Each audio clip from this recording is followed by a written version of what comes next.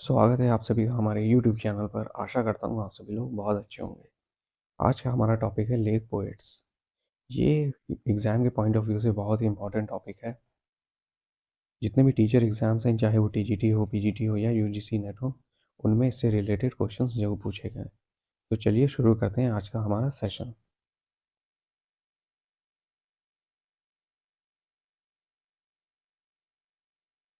The term lake poet was coined by the Scottish literary critic Francis Jeffrey in 1817, who was editor of Edinburgh Review।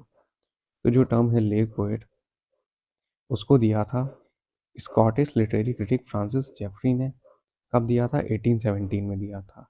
और ये कौन थे? ये थे editor थे एडिनबर्ग रिव्यू मैगजीन के। It is a derogatory term to mock romantic poets who were from the lake district of England. तो ये क्या है? ये एक डेरोगेटरी टर्म है, यानी एक इंसल्टिंग टर्म है। इसे फ्रांसिस जेफरी ने इसलिए बनाया ताकि वो रोमांटिक पोएट्स का मजाक उड़ा सके। इस इन्होंने इन्हें लेक पोएट ही क्यों कहा? क्योंकि जो ये पोएट थे वो कहाँ रहते थे? The lake district of England. इसलिए जेफरी ने इन्हें क्या कहा? लेक पोएट कहा।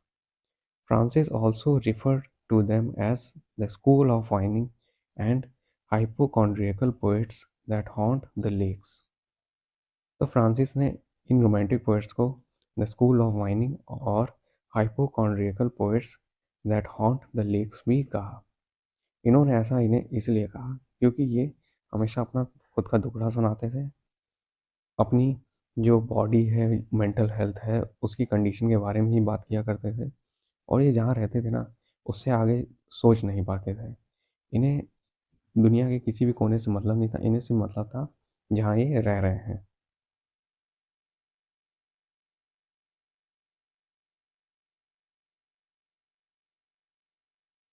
The main lake poets were William Wordsworth, Simon Tyler Coleridge and Robert Saudi.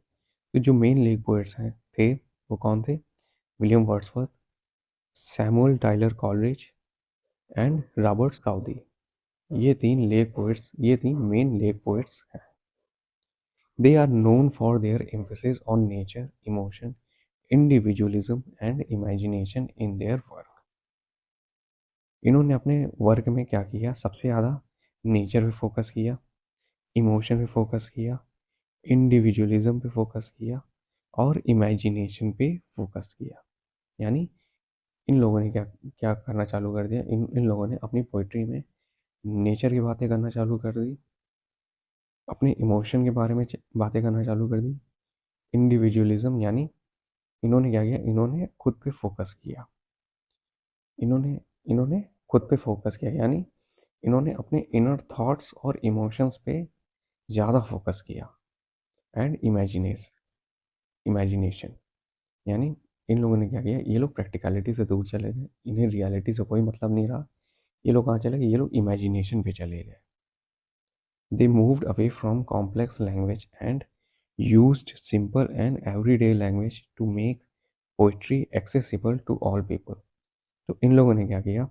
Romantic poets ने कॉम्प्लेक्स लैंग्वेज, जो अभी तक 19th सेंचुरी में कॉम्प्लेक्स लैंग्वेज चल रही थी पोइट्री बनाने के लिए या कोई भी लिटरेरी आर्ट बनाने के लिए, इन्होंने उसे छोड़ दिया और क्या किया? सिंपल और एवरीडे लैंग्वेज यूज़ करना चालू कर दिया, यानी आम आम बोलचाल की भाषा यूज़ करना चालू कर दिया, ताकि जो पोइट्री है वो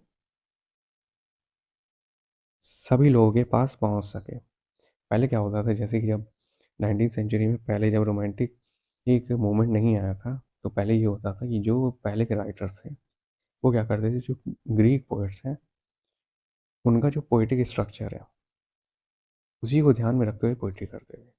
और जो उसकी लैंग्वेज होती थी ना, बहुत कॉम्प्लेक्स होती थी। तो वो इतनी ज़्यादा कॉम्प्लेक्स होती थी कि जो सिर्फ पढ़ा लिखा वर्ग है वही उस पोइट्री को समझ पाता था, और जो कॉमन लोग हैं उसे बिल्कुल समझ ही नहीं पाते थे। इसलिए जो रोमांटिक पोएट्स हैं, इन लोगों ने क्या किया? इन लोगों ने आम बोलचाल की भाषा यूज़ करना चालू कर दिया अपनी पोइट्री में, ताकि जो एक दूध वाला भी है ना, वो भी इनकी पोइट्री समझ सके।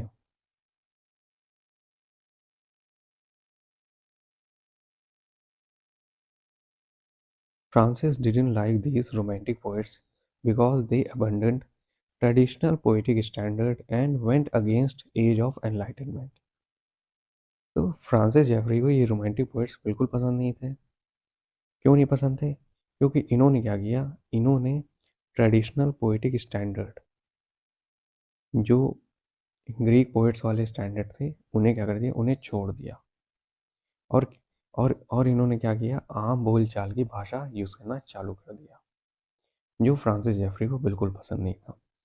उन्हें ये लगता था कि जो ये रोमांटिक पोएट्स हैं, ये बच्चों की भाषा यूज कर रहे हैं, यानी ये बच्चों की तरह पोएट्री बना रहे हैं, ये इंटेलेक्चुअल साउंड नहीं हो रहे हैं। क्यों? क्योंकि इन्होंने क्या कर दिया है, इन्होंने जो पुराने तौर तरीके हैं उन्हें छोड़ दिया है।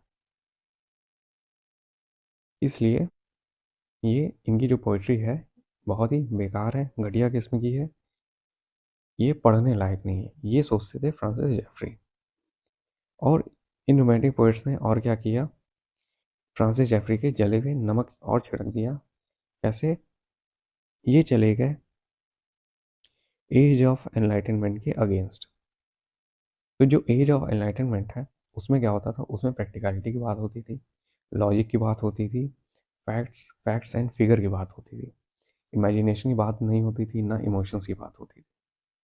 तो जो रोमांटिक पोएट्स हैं, इन लोगों ने क्या किया, प्रैक्टिकलिटी और रियलिटी को छोड़ के इमेजिनेशन और इमोशन पे फोकस किया, जो फ्रांसिस को बिल्कुल पसंद नहीं आया। इसलिए इन्होंने रोमांटिक पोएट्स को क्या कहा, लेक पोएट्स कहा।